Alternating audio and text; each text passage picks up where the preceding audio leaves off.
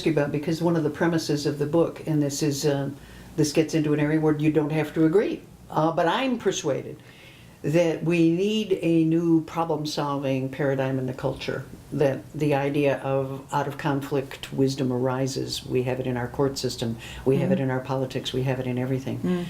One of the things I think that gardening has taught me over the years is that there are plenty of things that can be solved by just sort of persevering and just trying to work your way through problems. And I think women, I was on my little crummy cell phone waiting with they had all that construction going on, so there was this big slowdown. Yeah. And I'm reading that they're now finding that methane is erupting from the floor of the Atlantic Ocean, which means that we're in bigger trouble than we thought we were already, and we already know we're in trouble.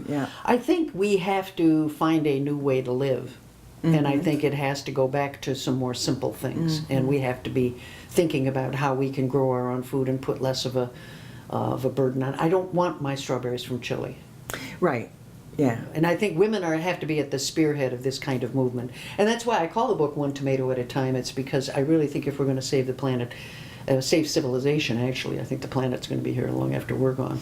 But if we're going to live in a civilized way, we have to start by being thoughtful about what we're doing. And part of that thoughtfulness involves food. Oh, I do agree with that. I haven't thought it through so thoroughly or carefully.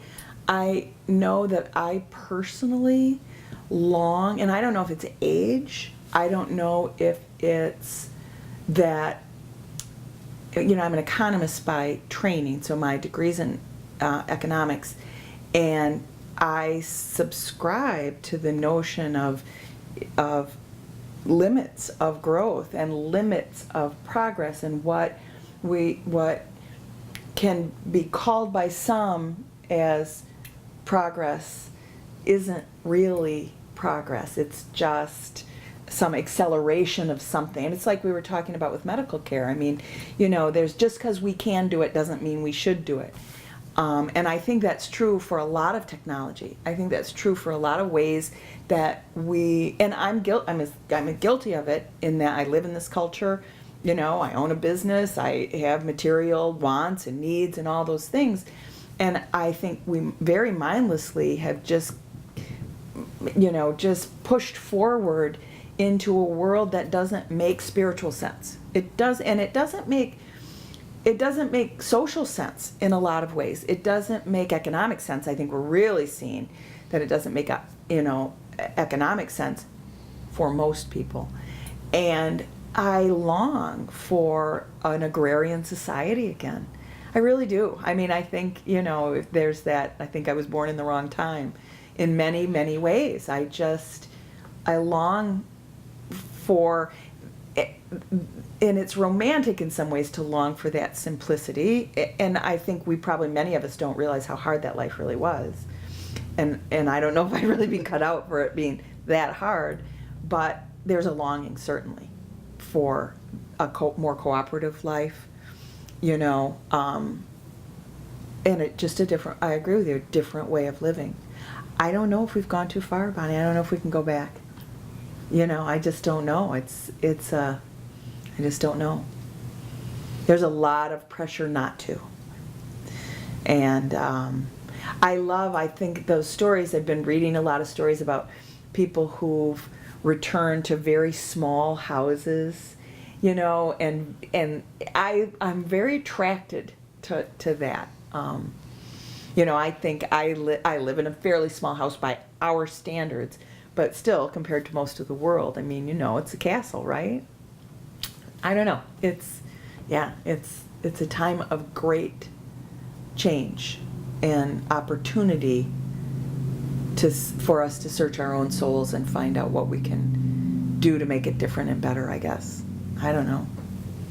I think women play a special role, and I'll tell you why. It's because the more and more I look at the male competitive model, the more I think it's more the problem than the solution. Yeah, and I think women in cultures where they have found their voice are showing a different kind of future. I look at what's happening to some of these poor women in Afghanistan and places like that, and I think to myself, we have to, if we want a civilization, we have to do better than that. And women have always, to my mind, had a sort of civilizing influence on the culture. I would agree with that. And I think it's time for us to assert that a bit more and to say, You know, I'm not going to chem lawn this year. I'm going to put some tomatoes in the bag. Yeah, yeah.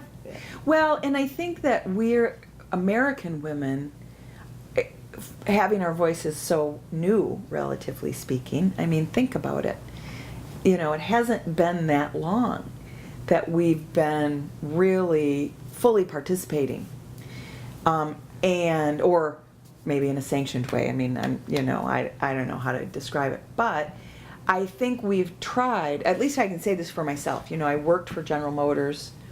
I left General Motors to work in a small business.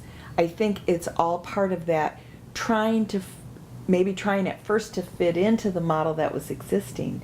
And I think more of us are realizing that's not our model. It's not our model. That's not how we thrive. We don't thrive in that testosterone-laden, male, competitive, if I win, you lose, or if you win, I lose kind of environment. That's not how we see the world. I don't think that's how feminine energy sees the world. And so we've kind of, I think we were told that that's what succeeding was, and those of us, you know, I'm 56, not a true, like not on the leading edge, but close behind it, of women really, you know, finding their own voice. And I think we're all looking at each other saying, that's not really, this doesn't fit me. That's not really what I want to be about. You know, I don't want to be in that smoke-filled room with making decisions for other people without their participation. I don't want to be part of that, you know. Where do we go from here? Where do you and I go from here in terms of the garden? Or where do we go from here as a society? A little of both. I don't know. I wish I knew the answer to the latter. You know, it's so hard. For me personally, it's so difficult because it's that, I was just talking to a friend about this yesterday. It's that balance of, I want the world to be a better place. I want to be part of making the world a better place. And yet, feeling pretty powerless and pretty helpless on a world stage and saying, how can I just make my life a better place, you know, in my little corner of the world, right? So no chemicals and, you know, and giving fresh food away to people. And, you know, I don't know. I don't know, Bonnie. Maybe we can do it. Maybe we can save civilization one tomato at a time. One tomato at a time. There you go. Well, I think that does this.